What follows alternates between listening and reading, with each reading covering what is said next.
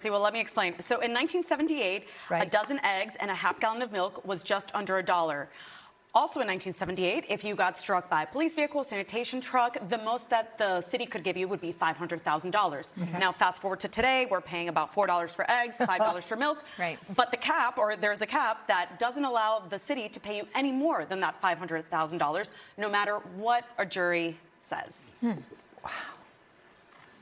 Shots fired inside. As two Philadelphia police officers were trapped exchanging gunfire with a suspect in this Tioga Row home in 2019, cops from all over the city were responding. One of those police vehicles struck Anthony Bloom's car as he was on his way to the gym. I was ejected out of my seat and head first into the passenger door. Injuries that I sustained was broken neck and broken back in 3 places, lower back, upper neck, crushed vertebrae. Bloom sued the city.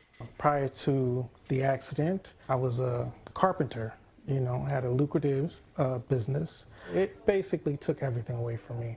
Philly police admitted fault and negligence, and a jury ordered the city to pay Bloom $2.6 million in damages. Did you actually get that? No, I wish. I wouldn't be here.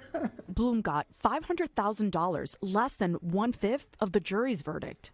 That's because Pennsylvania law says municipalities' liability is capped at $500,000. State agencies are limited to $250,000. The caps were set in 1978 with no inflation built in. The legislature is self-interested in how much the government's paying. Adam Scales is a torts professor at Rutgers Camden Law School. He says the Pennsylvania State Supreme Court is currently considering whether the state cap is constitutional. That case centers around what happened in this SEPTA bus dash cam video from 2017. You can see through the bus door window that a woman is on the crosswalk as she is struck by a bus at Broad and Vine Streets. Her foot was partially amputated. She sued SEPTA, receiving a $7 million verdict, but the transit agency said it would only pay the woman $250,000 because of the cap.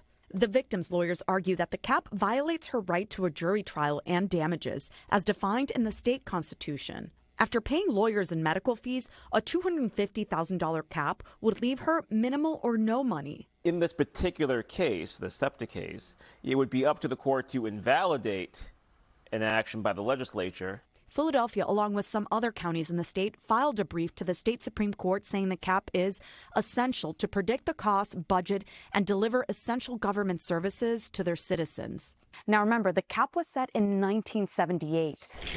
So we came to the city archives to take a look at the finances, and we found that at the time, the city's budget was just under $1 billion. Today, the city's budget is $6.8 billion. That's a more than 600% increase, and yet the cap has stayed the same. State lawmakers could increase the caps, but politics has one proposal on hold. The current in the Commonwealth is $250,000. It would take it to $1 million per plaintiff, $2 million in the aggregate.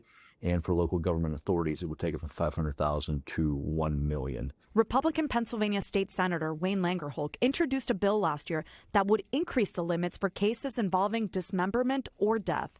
It passed the Republican-controlled Senate, but it died in a Democrat-controlled House committee. Democrat State Representative Danilo Burgos didn't get to vote on the bill, but he did sit on a state committee that in 2022 recommended increasing the caps to keep up with inflation for catastrophic cases. According to the U.S. Bureau of Labor Statistics, that would be $2.6 million for city cases and $1.2 million for state cases. Personally, I agree with it. Although he had some conflicting thoughts on the Langerholk bill. That's not even enough. So why put forward something that it doesn't really bring things up to today's numbers? We also have to be mindful that too much money can put a municipality or a city out of basically taking them into bankrupt. While Republicans and Dems continue to be at an impasse with changes to the cap, Bloom continues to struggle with his injuries. I've had 2 major surgeries since. Can we break? Yes, take a break. Oh my God.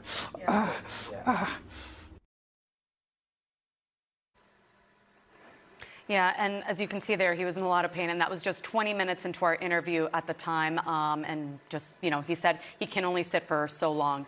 Now, an exception to the cap rule is if a case goes to federal court for civil rights violation, then the defendant doesn't have a limit in damages. What happens if there's multiple people? Does that change things? Multiple people who are impacted? It does not at the city level. So the state allows for the aggregate of currently 2 million, or 1 million, sorry, the proposal is to move it up to 2 million. The city, though, it's just total 500,000. And so if there's a case where it's egregious enough that it would rise to 500,000, then all parties would have to split that. But we have more details on that coming up at 7. We have a case in which that precise thing just happened. So that'll all be coming up at 7 tonight. All right. Look forward to that. Thank you.